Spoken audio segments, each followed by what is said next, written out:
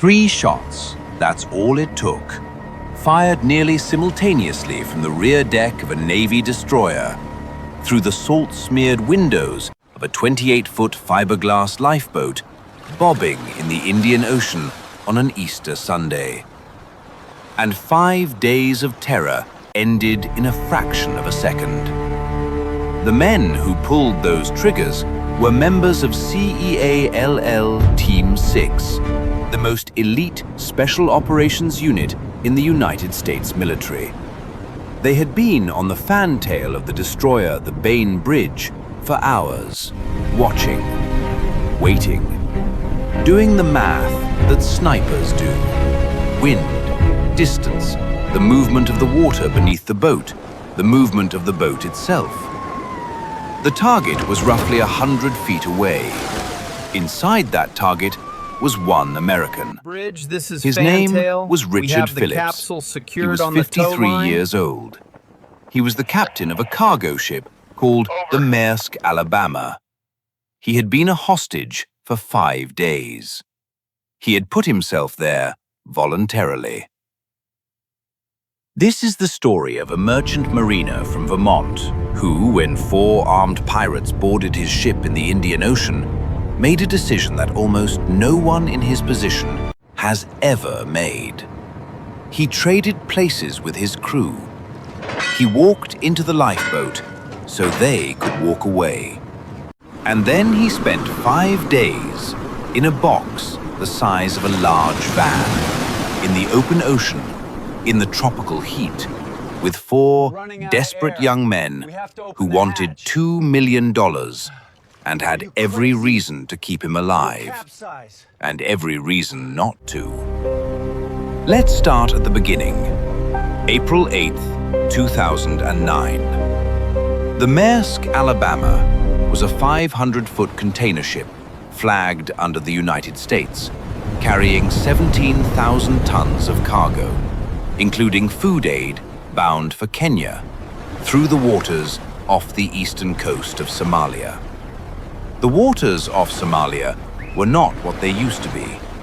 In 2009, Somali piracy was at its peak. Hundreds of vessels had been attacked in the previous few years. Shipping companies were rerouting, adding security, paying premiums that had become part of the cost of doing business in that part of the world. The Maersk Alabama was not equipped for this. No armed security detail aboard. The crew of 20 American sailors had fire hoses and their wits and a satellite phone. Captain Richard Phillips knew the risks. He had taken precautions. He had run drills. He had read the bulletins. On the morning of April 8th, the Alabama was about 240 nautical miles southeast of a Somali coastal town called Ail, known at that time as something close to the piracy capital of the world. 4 young men in a small boat saw the Alabama on the horizon and started their engines. The attack itself was almost stopped before it started. The Alabama's crew spotted the approaching skiff, and Phillips ordered evasive maneuvers, turning the ship, using the wake to swamp the smaller vessel, blasting fire hoses. The skiff backed off, came back. The crew fired off flares. The skiff came back again. And then the 4 men from the skiff were on the deck of the Alabama with AK-47s, and everything changed. Phillips did something then that most captains would not have done. He ordered his crew of 19 sailors to lock themselves in the engine room. The engine room of a large cargo ship is its heart, the place where, if you control it, you control the vessel. The crew sealed themselves in. They killed the engines remotely. The Alabama went dead in the water. The pirates had the bridge. They had the captain and a few other crew members initially trapped there. But they didn't have the ship. And then the crew in the engine room made their own move. They captured one of the pirates.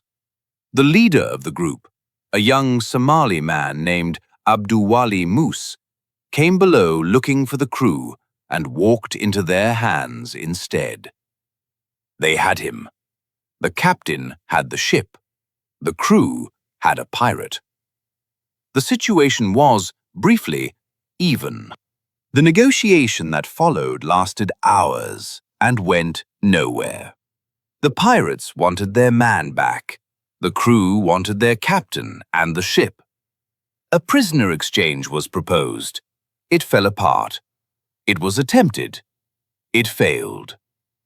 What happened instead was this.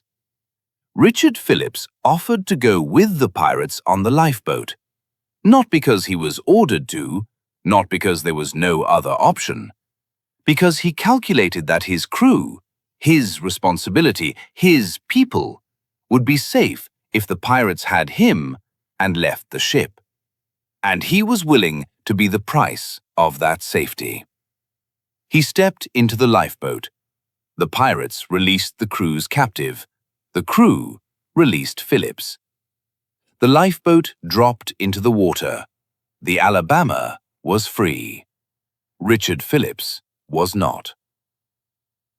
What was the inside of that lifeboat like? It was orange fiberglass, about 28 feet long, designed to hold up to 34 people in an emergency. Seats and benches along the sides, a small engine, 2 small windows, a hatch.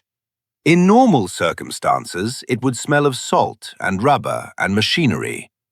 In these circumstances, it smelled of fear and heat, and 4 young Somali men who had been at sea for days in a small boat before boarding the Alabama, who were exhausted and increasingly desperate, and 1 American captain who was trying to stay calm and useful and alive. The temperature inside a closed fiberglass vessel in the Indian Ocean on an April afternoon runs well past 100 degrees. There was almost no room to move. Phillips was bound at times. At others, he wasn't. The situation shifted hour by hour. A gun in his face one moment, relative quiet the next. Then raised voices in Somali that he couldn't understand, but could read by their tone. He focused on what he could control. He talked to them, tried to learn their names, tried to establish something human between himself and men who were deciding, moment by moment, whether he was worth more to them, alive or dead. One of them, the youngest of the group, he later said reminded him of a kid he might have coached in Little League back in Vermont. That thought, he said, was what he kept coming back to in the worst moments. These were not monsters. They were young men from one of the poorest, most violent, most failed state places on Earth, doing what the economics of desperation had trained them to do. That didn't make his situation less dangerous. It made it harder, in some ways, to process. The Bainbridge arrived on April 9th. She was a guided missile destroyer, 450 feet of American naval power, bristling with weapons, crewed by more than 300 sailors. She parked herself near the lifeboat and began negotiating. The pirates wanted $2 million. Ransom was the business model of Somali piracy. It was reliable, it was lucrative, and the industry had been operating with enough success that there were actual accountants and lawyers involved in piracy negotiation networks along the Somali coast. The American position was, we don't pay ransom. This was official policy. It was also, in this case, a genuine calculation. Paying would set a precedent, would fund the next operation, would make every American vessel in those waters a more attractive target. So there would be no ransom. What there would be was time. Time for the situation to develop. Time for additional assets to arrive. Time for options to present themselves. The FBI sent negotiators. They talked to the pirates by phone, by radio, kept the lines open, kept the temperature down. On the Bain Bridge, in the days that followed, men from CEALL Team 6 quietly arrived and began preparing. April 10th. Richard Phillips made his move. He had been watching. He had been calculating the same way sailors calculate everything: distance, current, timing. He judged that the moment was right. The pirates' attention had wavered. The gap between the lifeboat and the Bain Bridge was manageable. He dove out of the hatch into the Indian Ocean and started swimming. The pirates opened fire with their AK-47s. He was in the water for seconds before they hauled him back in. He was not hit. But he was back inside the lifeboat, more closely watched, more tightly controlled. Whatever small space of freedom he had found in those 5 days was now smaller. But he had learned something. He had seen how the water sat between the lifeboat and the destroyer. He had felt the current. He had watched how the pirates reacted under pressure. He filed all of it away. April 11th. The lifeboat ran out of fuel. This was, in its way, a turning point. The pirates had wanted to make for the Somali coast. With fuel they had options that the Navy was working to foreclose, but that still existed as long as the boat could move under its own power. Without fuel, they were adrift. The pirates agreed, reluctantly, to let the Bain Bridge attach a towline. Commander Frank Castellano, the captain of the Bain Bridge, accepted. And then, quietly, the crew of the destroyer began shortening the towline. Not dramatically, not all at once. Gradually, over time, in increments small enough that the pirates didn't notice. The distance between the Bain Bridge's fantail and the rear window of the lifeboat got shorter, and shorter, and shorter, until the CEALL snipers on the fantail had a shot that was, by their standards, close range. April 12th, Easter Sunday. The tensions inside the lifeboat had been rising for hours. The pirates were exhausted, hungry, and afraid. The negotiation had gone nowhere. The American position had not moved. The pirate leader Moose had already surrendered himself to the Bain Bridge earlier, citing an injury, a wound to his hand that had happened during the original boarding, and was now in American custody, which meant the dynamic inside the lifeboat had shifted. 3 young men, 1 American, a box on the water. And then, according to the account of the Bain Bridge's commander, one of the pirates pointed his AK-47 at Richard Phillips's back. Commander Castellano had been given prior authorization by President Barack Obama to act if he determined Phillips's life was in immediate danger. He determined it. He gave the order. 3 snipers, 3 targets visible through 2 small windows of a fiberglass lifeboat moving in the water. Think about what that shot requires. The snipers were on the deck of a ship that was itself moving, gently but moving, in open ocean swells. The lifeboat was moving in those same swells, but independently, on a towline, in its own rhythm. The windows were small. The targets were human beings, not stationary. The snipers had been watching for days. They had tracked every movement. They knew the patterns of the men inside that boat, when they sat, when they stood, when they moved to the window. They waited for the moment when all 3 were visible simultaneously. That moment came. 3 shots, nearly simultaneous. All 3 pirates struck in the head. Richard Phillips, who had been bound and positioned between them, was unharmed. What is it like to be in a small, enclosed space when 3 rifles fire simultaneously? Phillips described it later. He said the sound was enormous, that his first thought was that he had been shot. But it took several seconds before he understood what had happened. Then the hatch opened. Navy sailors were there, voices in English, hands reaching for him. He was 53 years old. He had been a hostage for 5 days, and he was alive.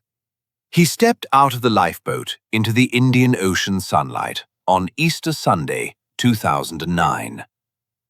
The world learned about this in real time. The hijacking of the Maersk Alabama had been covered from the beginning, distress calls picked up by Maritime monitoring, the Alabama's crew reaching the outside world via satellite phone, the arrival of the Bainbridge generating news coverage that spread quickly. By April 12th, there were journalists and cameras on ships nearby. Television networks were tracking the standoff. When the shots were fired, it took less than an hour for the footage and the story to circle the globe. An American captain had been rescued. Navy CEALL operators had taken 3 simultaneous shots and ended a 5-day hostage crisis. 1 pirate was in custody. Phillips was safe. The country received this news with something close to a collective exhale. 2009 was not an easy year for American confidence. The financial crisis had hit the previous fall. The unemployment rate was still climbing. 2 wars were grinding on overseas. The country was tired in a specific way. The way you get tired when the problems keep coming and the solutions keep not quite working. And then, on Easter Sunday, 3 shots in the Indian Ocean. Clean, decisive, all 3 targets. Captain unharmed. In political terms, it was President Obama's first significant test as Commander-in-Chief. Handled cleanly, without a single American casualty. In human terms, it was the story of a man from Vermont who made a choice nobody required of him and survived it. Both things are true. They don't diminish each other. Richard Phillips went home to Underhill, Vermont. His wife, Andrea, had spent 5 days watching the news and trying not to imagine too specifically what was happening inside that lifeboat. Their children, grown by then, were waiting. He came home before Easter dinner was over. He later said that what he was most looking forward to, more than anything else, was a shower. Not in a symbolic sense, literally, a hot shower in his own bathroom, in his own house. 5 days in a fiberglass box in the Indian Ocean changes your relationship to a hot shower. He wrote a book about it. He gave interviews. He was received as a hero, because he was. But he was also, in his telling, a merchant sailor who had done his job. He said repeatedly that the real heroes were his crew, the 20 men who had locked themselves in the engine room, disabled the ship, captured a pirate, and then had to watch their captain board a lifeboat and disappear. He said the real heroes were the Navy. He was consistent about this, in a way that reads as genuine rather than performed. The surviving pirate, Abduwali Moose, the leader of the group, the one who had surrendered early to seek treatment for his injured hand, was taken to the United States. He was tried in federal court. He was 23 years old at the time of sentencing, having been around 18 or 19 during the hijacking. His attorneys argued that he was a victim of circumstance, raised in a failed state, recruited into piracy as a teenager, not fully understanding the consequences of what he was doing. The judge sentenced him to 33 years and 9 months in federal prison. He would be in his 50s when he got out, if he got out. The country he was from had not improved in the intervening years. Here's a question worth sitting with. Who were the 4 young men in that boat? Not as actors in a geopolitical story about piracy and American naval power. As people. They had names. They had families. They had come from a place, Somalia, that had been without a functioning government since 1991, where the average life expectancy was among the lowest on Earth, where the alternative to piracy for a young man with no education and no connections was not usually a good job or a good life. It was usually nothing. Somali piracy, at its peak in 2009, was a rational economic response to a completely irrational situation. The pirate networks paid better than anything else available. The risks seemed manageable. Most hostages were released after ransom. Most pirates survived their missions. The young men in the lifeboat with Richard Phillips were not evil. They were desperate and armed and made catastrophically bad decisions. 2 of them are dead. 1 is in a federal prison in the United States. The 4th, the one who also died during the rescue, was, by all accounts, a teenager. This doesn't mean Phillips was wrong to try to survive. It doesn't mean the Navy was wrong to fire when they did. It means the whole situation was a tragedy, not just for the man in the lifeboat, but for everyone in the lifeboat. That's harder to hold. But it's true. The Maersk Alabama itself arrived in Mombasa, Kenya on April 11th, the day before the rescue, under Navy escort. The crew was met there. They were safe. They had done something remarkable, too. When the pirates had boarded, these 20 American merchant sailors, not military, not trained for combat, had sealed themselves in, disabled their own ship, and captured a pirate. They had, in the language of the sea, fought back with what they had. The shipping industry paid attention. In the years that followed, the number of armed security contractors aboard vessels in the Gulf of Aden and the Indian Ocean increased substantially. Piracy in the region eventually declined.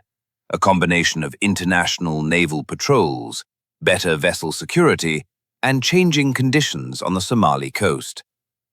The Maersk Alabama's lifeboat, the orange fiberglass box with bullet holes in its windows, is now at the National Navy UDT CEALL Museum in Fort Pierce, Florida. You can go see it. 5 tons of fiberglass with 3 entry points where CEALL Team 6 ended a crisis. It sits there in the Florida humidity and tells its story without any words at all. Let's go back to the moment Richard Phillips stepped into that lifeboat. April 8th, 2009. The exchange that ended the standoff on the Alabama. The crew going one way, the captain going another. What does a man think in that moment? Phillips has described it in interviews. He was not, he said, thinking philosophically. He was not thinking about sacrifice or heroism or legacy. He was thinking tactically. He had run through the calculations. The pirates wanted off the ship. They needed a reason to leave. They needed something to take with them, a bargaining chip, a hostage, a reason to believe they could still get their money and get clear. If he gave them that reason, the crew would be safe. The ship would be free. If he didn't, the pirates might decide to hold the crew, or worse, and the situation would deteriorate in ways that were harder to control. He was the captain. The safety of his crew was his responsibility. He stepped into the lifeboat. The calculation was that simple and that hard simultaneously. There's a detail from the Bain Bridge that doesn't get enough attention. While the snipers were on the fantail, while the negotiators were on the phone, while the command structure was running its protocols, there were sailors on that ship who were doing something else. They were talking to the pirates, not the negotiators. Sailors. Young American men, roughly the same age as the young Somali men in the lifeboat, talking through a radio, trying to keep the temperature down, trying to establish enough of a human connection to prevent the worst from happening.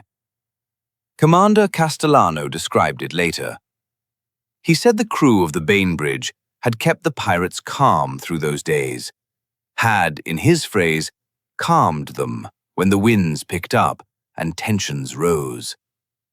This is what the military calls combat, and it is also what most human beings would recognize as just trying to talk someone off a ledge. The sailors on the Bainbridge were doing both things at the same time. April 12. The shot.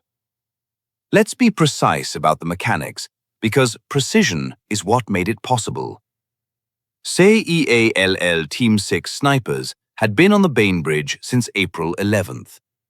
They had positioned themselves on the fantail, the rear deck of the ship. The tow line connecting the Bainbridge to the lifeboat had been gradually shortened to approximately 100 feet. 100 feet is not a difficult shot for a trained military sniper in ideal conditions. These were not ideal conditions. The Bainbridge was moving. The lifeboat was moving. Both were moving in relation to each other in the swells of the Indian Ocean at night. The operation was conducted in darkness using night vision equipment. The targets were visible through the lifeboat's small portholes. The snipers had to account for all of this simultaneously, coordinate with each other without speaking, and fire within a fraction of a second of each other. Because if one shot came first, the others would react. All 3 shots hit their targets in the head. The coordination required for that, the patience, the calculation, the execution, is not something that can be fully communicated in words. It took years of training and something harder to quantify. The ability to hold absolute stillness inside yourself while everything outside is moving. What happened to the SEALL snipers after? They went back to work. That's the answer. And it's the right answer, because that's how that world operates. They completed their mission. They returned to their unit. The records of their specific identities remain classified, as the identities of special operations personnel generally do. They are somewhere right now. Some of them may have retired. Some may still be serving.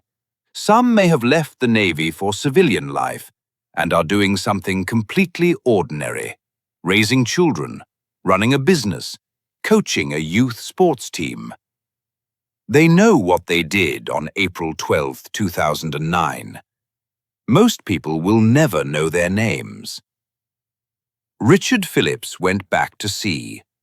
Not right away. He took time. He processed what had happened, worked through it with his family, and presumably with professionals who understand what 5 days in a lifeboat with 4 armed men does to a person. But he went back. He is a merchant mariner. The sea is his work. Stepping away from it because of what happened in the Indian Ocean would have been, in his telling, a kind of surrender that he wasn't willing to make. He captained ships again. He continued in the industry that had defined his working life since he was a young man. He had sailed under the American flag across some of the most dangerous waters in the world, and when the worst that could happen had happened, he had survived it. He went back. The film came out in 2013. Captain Phillips, directed by Paul Greengrass, starring Tom Hanks. It is a technically accomplished piece of filmmaking. Greengrass is known for his procedural approach, his commitment to specificity, his insistence on authenticity of detail. The actor who played Moose, the pirate leader, Barkhad Abdi, had never acted professionally before the film. He was a Somali American from Minneapolis. He received an Academy Award nomination for the role. The film ends with a scene that many people who have seen it describe as the most affecting. Not the rescue, not the action sequence, but the aftermath. Phillips, rescued, is taken to the ship's medical bay. A Navy medic examines him. He's in shock. The adrenaline has left his system. His hands are shaking. He's crying and can't entirely explain why. Tom Hanks improvised most of that scene. The medic treating him was an actual Navy medic, not an actor, and she responded to what Hanks was doing in real time. It is one of the more honest portrayals of the aftermath of extreme stress that American cinema has produced. Richard Phillips saw the film. He said it was accurate, with some dramatic compression that any adaptation requires. He said he found the ending scene difficult to watch. There is a broader story that the Maersk Alabama hijacking opened up for many Americans who had never thought much about it. Somali piracy had been escalating for years before April of 2009. The problem had been documented in shipping industry reports, in maritime security analyses, in intelligence assessments. It had not been a major story in the American press. After April 12, 2009, it was. The hijacking brought into American living rooms a reality that millions of people in the shipping industry, and millions of people in East Africa, and millions of people who depended on the free movement of goods through those waters had been living with for years. There is a lesson in that, about what it takes for a crisis to become visible to a particular public, about whose suffering registers and whose doesn't, about the difference between a problem that exists and a problem that exists in the news. The pirate motherships and the skiffs and the ransom networks had been operating in the Gulf of Aden and the Indian Ocean for years. The men who ran those networks were sophisticated, organized, well-funded, and operating in a vacuum created by the absence of any functional Somali government. It took an American captain in a fiberglass lifeboat and 3 shots on a Sunday morning to make that visible.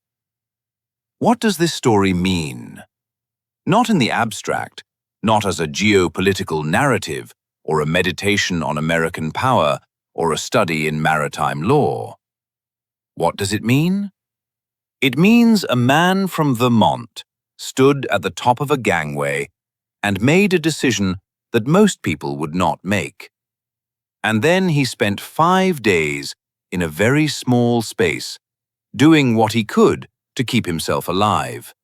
And then he came home. It means that somewhere on a ship's fantail, 3 men held a breath and did something that most people could not imagine doing, and did it correctly. It means that a Navy commander on a destroyer in the Indian Ocean looked at a situation, made a judgment call, and gave an order at exactly the right moment.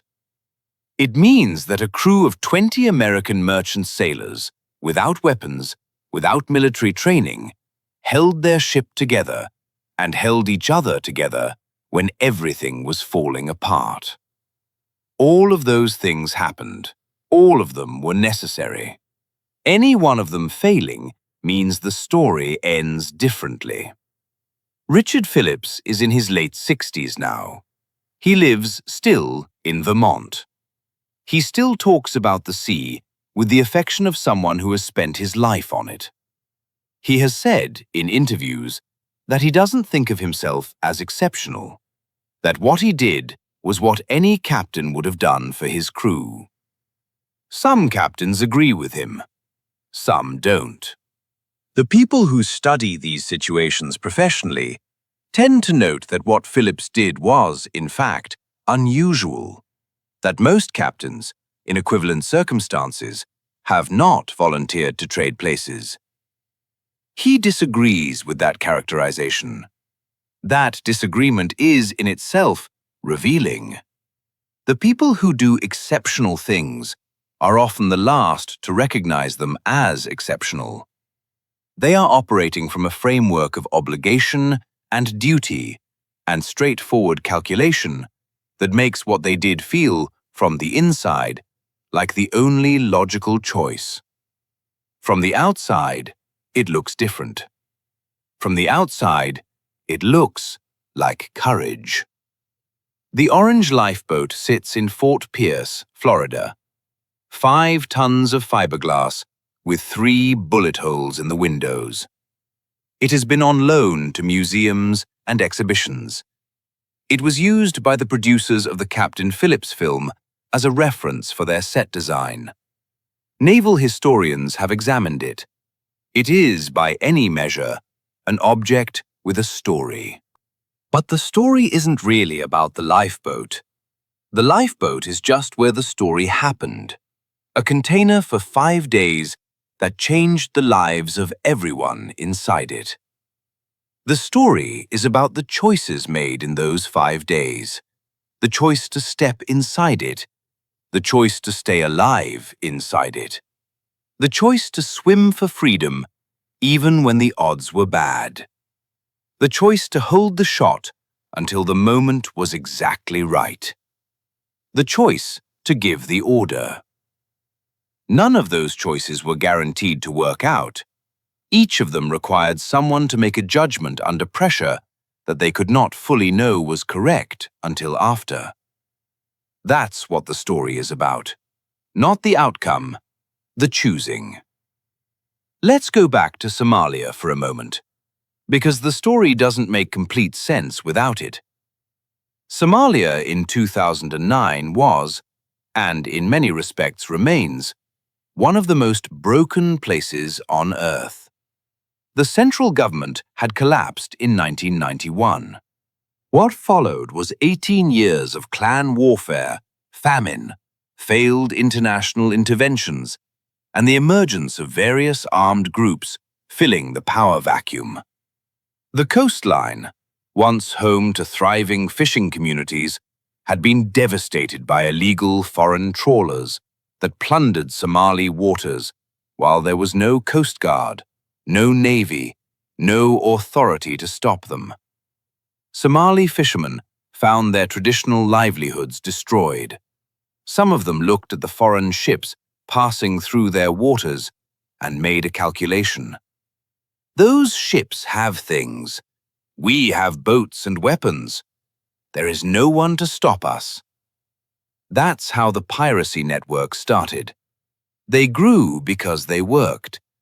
By 2009, Somali pirates had seized over 40 vessels and taken in tens of millions of dollars in ransoms. The networks were professionally organized.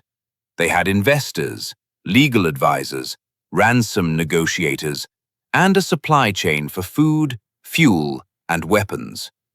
The young men who actually did the boarding, who climbed the sides of ships with grappling hooks and faced whatever was waiting for them, were not the ones getting rich. They were the labor force. They were also young. Almost all of them were teenagers or in their early 20s. Abduwali Moose was reportedly 18 or 19 at the time of the Maersk Alabama hijacking. The prosecutor at his sentencing described him as the ringleader.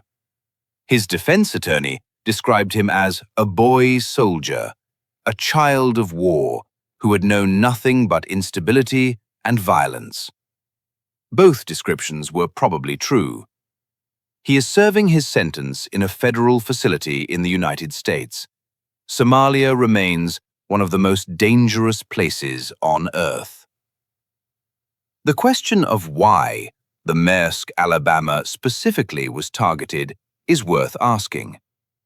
The answer, according to maritime security analysts, is mostly proximity.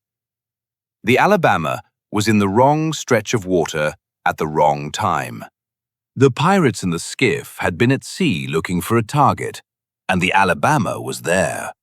There was nothing specific about the Alabama that made it a target, beyond opportunity. This is, in its way, more unsettling than a calculated targeting would be. The randomness of it, the fact that the precise combination of events that put Richard Phillips in that lifeboat was essentially a coincidence of geography and timing, is a reminder that catastrophic things happen not because they are inevitable, but because circumstances happen to align. Phillips was on that ship because it was his assignment. The pirates were in those waters because that was their operation area. They found each other because the Indian Ocean, while vast, has shipping lanes, predictable routes that cargo vessels follow and that pirate skiffs have learned to patrol. The intersection of those two routes produced 5 days that changed multiple lives permanently. Here is what the crew of the Alabama did after the hijacking. Most of them went back to their lives. Some of them gave interviews. Some of them wrote their own accounts of what had happened.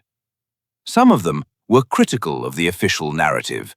Specifically, some disputed the characterization of Phillips as a purely selfless hero, claiming that his decisions in the hours before and during the attack had not always been optimal. This generated some news coverage. It was complicated. The crew had been through their own version of the same trauma, and their experience of those days was different from the captain's, and truth in high-stress situations is rarely a single, clean thing. Phillips declined to engage in public dispute with his crew. He said they were brave. He said they had done their jobs. He moved on. That also took a kind of discipline. The Navy, after April 12th. The rescue of Richard Phillips was a proof of concept for something the American military had been developing and refining for decades. The precise, deliberate application of lethal force in extremely constrained circumstances. The shot that ended the crisis required, as noted, extraordinary technical skill. But it also required something institutional. A command structure that had pre-positioned the right assets, established clear lines of authorization, and created the conditions in which that shot was possible. Commander Castellano gave the order, but the order was the product of days of work by dozens of people who had positioned a destroyer, shortened a towline, inserted a CEALL team, obtained presidential authorization, run negotiations, and maintained the patience to wait for exactly the right moment. 3 shots. But the preparation was measured in days, and the institutional knowledge behind those shots was measured in decades. April 12. Easter Sunday. It matters that it was Easter, not in a heavy-handed symbolic way, but the detail is there, and people noticed it. A day traditionally associated with rescue, with coming back from the worst that could happen, with the idea that the story isn't over, even when it seems like it should be. Richard Phillips stepped out of that lifeboat into the morning sunlight of April 12th. He didn't plan it that way, nobody did. But the date is in the record, and it sits there as a detail that feels like it was written by someone with a sense of narrative timing. Life does that sometimes. It arranges things in a way that feels deliberate even when it isn't. 5 days. April 8th to April 12th. In that time, Richard Phillips watched his ship get boarded by 4 armed men, ordered his crew to safety, attempted to negotiate a prisoner exchange, volunteered to take a pirate's place in a lifeboat, spent 5 days in that lifeboat in tropical heat, made one attempt to escape by swimming, was recaptured at gunpoint, survived 3 simultaneous gunshots fired through the windows of his enclosure, and then walked out alive. That's a lot for 5 days. Most people go through their entire lives without a single moment that requires what Richard Phillips was asked to produce in those 120 hours. He produced it. Not without fear, not without physical suffering, not without moments, he has alluded to them, where the arithmetic of survival looked very bad indeed. But he produced it. A detail that matters. When the Navy medics examined Phillips after the rescue, they found him in good physical condition, considering dehydrated, exhausted, some bruising from where he had been bound, no serious physical injury. He had, for 5 days, made himself useful to his captors in every way he could think of. He had kept himself hydrated when they gave him water. He had kept himself as calm as possible to avoid provoking reactions. He had talked when talking seemed to help, and been quiet when quiet seemed safer. He had applied everything he knew about managing people and situations, which, for a merchant captain who has spent decades coordinating crew members and navigating crises at sea, is considerable, to the problem of staying alive in a 28-foot lifeboat. His professional training was the tool that kept him alive, not physical strength, not weapons. The ability to read a room, read people, make rapid assessments, and adjust.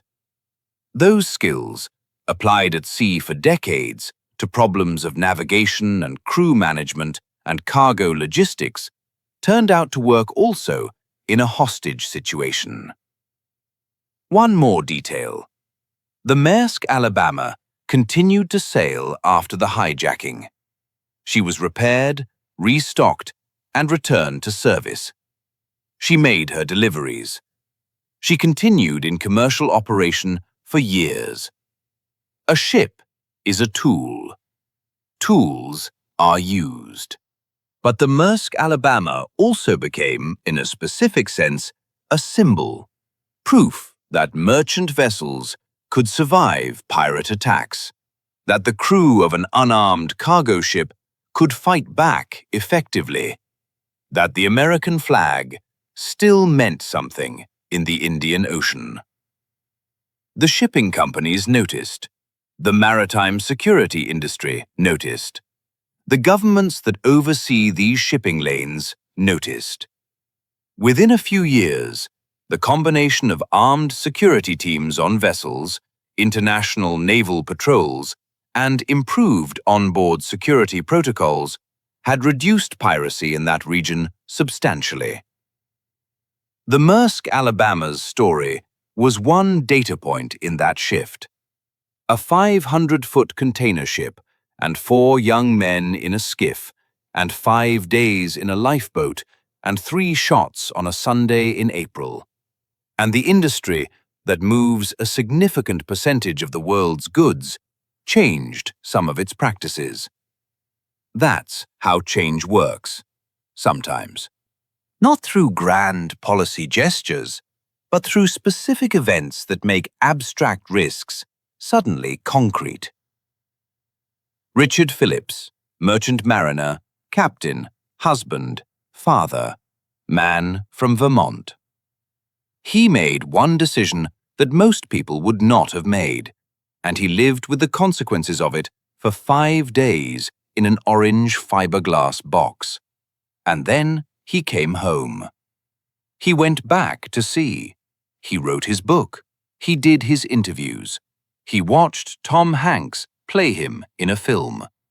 And then he went back to living his life. There is something clarifying about that, about a person who goes through something extreme and then, rather than building an identity around the extreme thing, returns to the ordinary life that preceded it. He is not defined by 5 days in April of 2009. He is a man who also had those 5 days. The sea takes you and gives you back, and then asks you to keep showing up. He keeps showing up. 3 shots. That's where this story starts, and that's where it ends. 3 shots from a destroyer's fantail through the windows of a lifeboat bobbing in the Indian Ocean. Everything between the beginning and the end, every decision, every preparation, every conversation, every calculation, every moment of patience and fear and courage. Everything led to those 3 shots. And then the shots happened, and a man from Vermont stepped out of a boat and into the sunlight. And the story was over. And also not over. Because the people who were inside it, Phillips, the crew, the Navy sailors, the surviving pirate now in federal prison, the families who waited, all of them carried something out of those 5 days.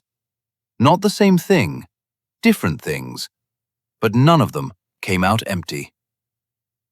If you watched this story to the end, write one word in the comments. Maersk. And tell us what city you're watching from.